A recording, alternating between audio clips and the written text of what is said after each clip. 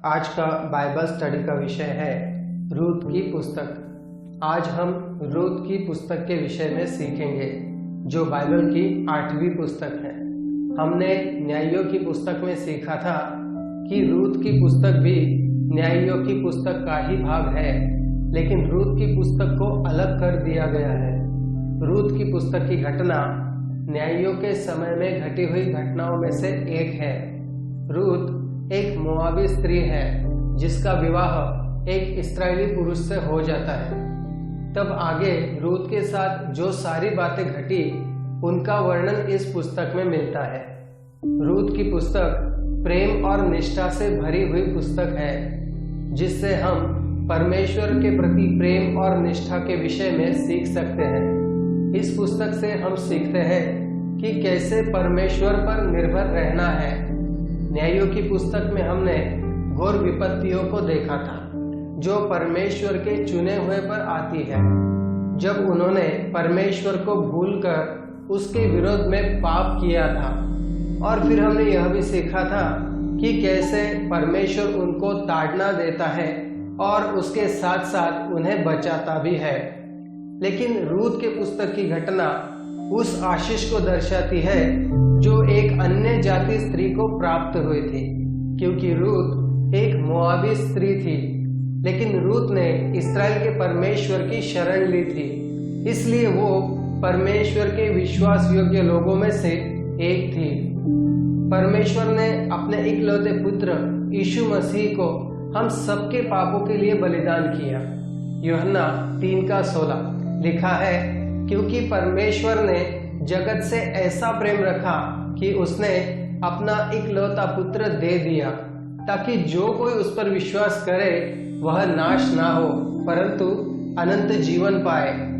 यहाँ पर किसी एक जाति के लिए नहीं लिखा, बल्कि सारे जगत के पापों की बात की है। मतलब हमारा परमेश्वर यीशु मसीह सबका परमेश्वर है। इसलिए परमेश्वर रूत के साथ भी रहा जबकि वो इस्राएली नहीं थी। रूत की पुस्तक को हम 3 भागों में पढ़ सकते हैं।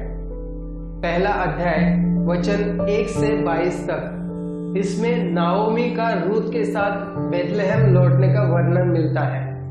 फिर अध्याय 2 और 3 में रूत का बोअज से मिलने के विषय में लिखा हुआ है। फिर अध्याय 4 में बोआज का रूत से विवाह का वर्णन मिलता है। रूत की पुस्तक हमें सिखाती है कि हमें परमेश्वर पर विश्वास और प्रेम के लिए किसी भी प्रकार का समझौता नहीं करना चाहिए। इस पुस्तक को इस्राएलियों के लिए लिखा गया था जो बार बार परमेश्वर के विरोध में जाकर पाप करते थे। रूत की पुस्तक सिखाती है कि चाहे कोई भी मुश्किल हो या कोई संकट हो या फिर कोई बड़ी से बड़ी समस्या क्यों ना हो, हर परिस्थिति में हमें परमेश्वर की आज्ञानुसार ही चलना चाहिए, क्योंकि ऐसा करने से ही परमेश्वर आपको विजय दिलाएगा। आपके विश्वास और परमेश्वर के प्रति प्रेम का आपको प्रतिफल मिलेगा और आप अपने जीवन में शांति पाओगे। यह सारी बातें हमें रूत के पुस्तक की घटना सिखाती है। दोस्तों, बाइबल की हर एक पुस्तक महत्वपूर्ण है, क्योंकि बाइबल परमेश्वर के द्वारा लिखी गई है।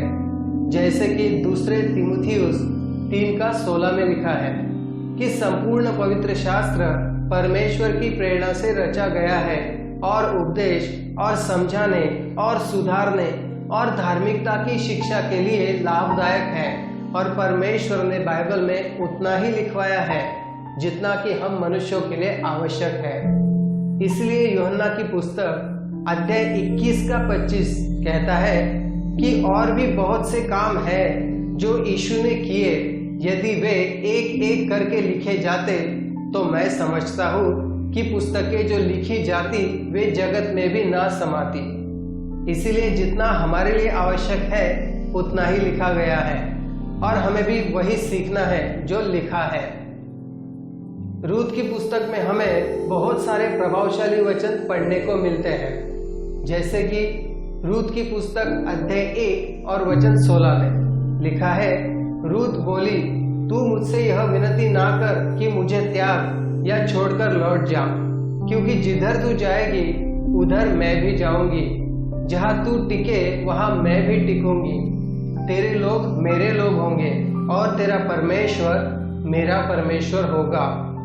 यह वचन रूत के द्वारा तब कहे गए जब नाओमी का पति और उसके दोनों पुत्र भी मर गए। तब नाओमी अपनी दोनों बहुओं समेत यहूदा देश को जाती है। तब नाओमी ने अपनी दोनों बहुओं से कहा कि तुम अपने अपने पिता के घर चली जाओ। दोनों बहुओं में से एक ओरपा थी और दूसरी रूत। तब ओरपा तो अपनी सास नाओमी को छोड़कर चली जाती है, लेकिन रूत नाओमी के साथ ही जाना चाहती थी और नाओमी के साथ ही रही। इस तरह से उसने नाओमी के परमेश्वर को मतलब यहोवा परमेश्वर को अपना परमेश्वर माना और उसकी आज्ञाओं के अनुसार अपनी सास नाओमी के साथ ही रही। और आगे बाइबल हमें बताती है कि किस तरह परमेश्वर उसके साथ था और उस पर अनुग्रह भी किया। नाओमी और रूत बेथलेहम पहुंचते हैं और वहां पर अपना जीवन शुरू करते हैं। तब आगे की कहानी हमें बताती है कि बोआज नामक एक धनी मनुष्य के साथ रूत का विवाह हो जाता है, जिसे आप रूत की पुस्तक के अध्याय 4 में विस्तार से पढ़ सकते हैं। उनके विवाह की विशेष बात यह है कि रूत और बोआज के विवाह के बाद उनको एक पुत्र होता है जिसका नाम ओबेद रखा गया, जो कि दाऊद का दादा और यीशु का पूर्वज है। देखिए परमेश्वर की आज्ञा पर चलने का कितना बड़ा प्रतिफल रूत को परमेश्वर ने दिया। रूत की आज्ञाकारिता ने उसे मसीही के वंश का हिस्सा बना दिया। हम बाइबल तो पढ़ते हैं लेकिन वचनों का महत्व हम समझ नहीं पाते।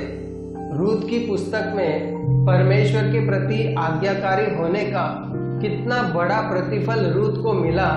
इस तरह की कई सारी बातें बाइबल की हर एक पुस्तक में सीखने योग्य है। देखिए इस पुस्तक में जैसे परमेश्वर ने रूत के द्वारा अपनी योजना को पूरा किया, रूत को अपने वंश का हिस्सा बनाया, उसी तरह परमेश्वर हमें हमारे जीवन भर चलाता है।